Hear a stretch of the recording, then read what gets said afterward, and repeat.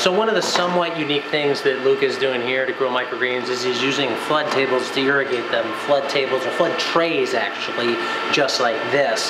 He has the trays set out on tables here in his greenhouse, and you can fit up to 4 10-20 trays in each flood tray. They're all then set on an automatic timer to fill up, irrigate the crop, and then there's small pinholes drilled in these flood trays to let the excess flow out. Currently, on your flood trays, can you just talk about the timing and how much water you're trying to put into the trays and how all that water flows? So it's definitely been trial and error, and a decent amount of error at the beginning for sure. But with this system, we irrigate every day.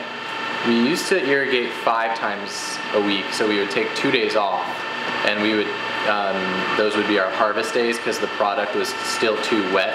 Because even though it's sub-irrigating, the moisture does creep up into the crop a little bit, and then it has to kind of drain out throughout the day.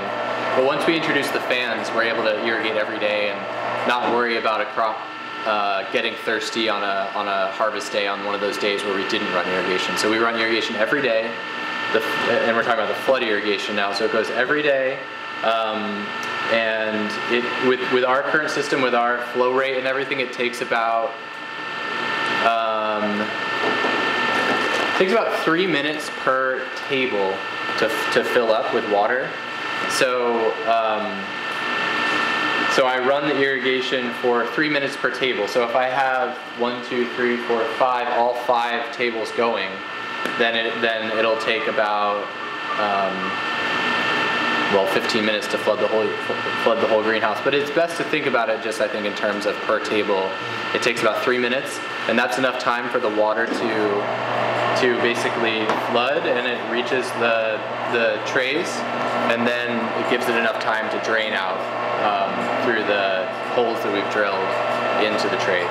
Yeah, one unique thing I've noticed on these trays is that the trays don't sit in the table. Mm-hmm. They're more suspended above the table. Exactly. So you have half an inch there, so nothing's ever sitting in static water. Right. Yeah, and the thinking for that is, part of it was that, like with these trays here, these flood trays that we bought, the size was a little bit awkward, where if we didn't have these binder clips that are kind of propping them up, they'd kind of be like half in and half out. And so I decided to just kind of commit to making it so that they are elevated a little bit and we just use Staples binder clips, and that gives them a little bit of a ledge to sit on. And I think that also does help with our disease, so that we're not they're not sitting in water, they're not getting saturated. I mean, they are getting saturated, but then they dry out, fast enough so that they're not getting bogged down. So really all you're trying to do is fill this up high enough to get water past the bottom of the tray. Right, exactly. So basically, this is one table here, so we'd have it go for 3 minutes. And, obviously, of course, typically this would be full, the whole table, but this is just for demonstration. And so basically, the water comes out of these tubes here. This is just simple irrigation tubing that I, put up to these. These are like headers that you use like for drip irrigation out in the field. I already had a bunch of them. And so I just outfitted them onto these tubing here. And these actually all used to be misting tables. And then I just took the misters out, and I was like, oh, maybe I can just run a stream of water and fill. And so anyway, it comes down through there, and then you can kind of see here that it's starting to hit the bottom of the tray. And then the soil, especially because our soil is we always keep it at a little bit of moisture. It never fully dries out. It wicks the moisture pretty fast. So it'll it's touching down there, and already these roots and the soil is going to be totally wicking all that moisture up. And then right before it starts to overflow, you'll hear it turn off, and then we've drilled holes sporadically in these flood trays, and very slowly it will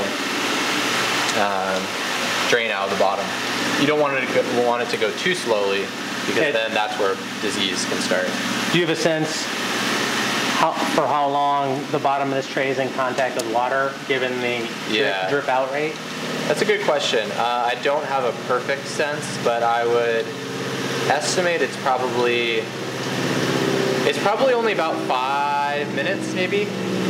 But I could be wrong. That's something I should maybe observe. But we try to have it so that the flood trays, drain out pretty fast, just so that we don't get disease. One issue with these flood trays that so now you just heard it went off, so now it'll start to drain. One issue that can happen with these flood trays is they can get plugged up. The holes that we just drilled with a drill bit, they can get plugged up with seed holes eventually, and so every now and then I'll come around and check to see if there's standing water in any tray. Actually, I see a tray over there that does have some standing water. And when that happens, you just have to, it's pretty easy. We just take the micros off, remove the tray, spritz it down, and unplug those holes, and it's good to go.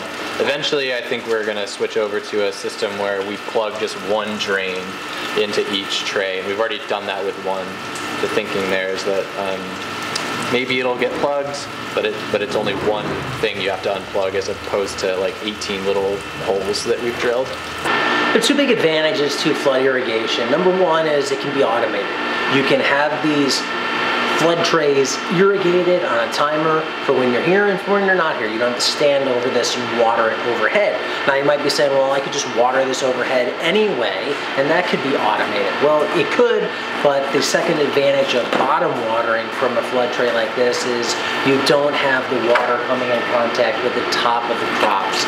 A lot of microgreen growers don't like to wet the top of their crops because they don't want to get disease issues, and they don't want to have soil kicked up onto the leaves. And some crops, they just never dry out when you go to harvest them, and really you want to pack as dry of a crop as possible if you want to have it have a good shelf life. So bottom watering via flood trays just like this solves the problem of not having to get the top wet when you water the crop, and it also solves the problem of being able to automate. So it provides water when plants need it, and you're not here to give it to them.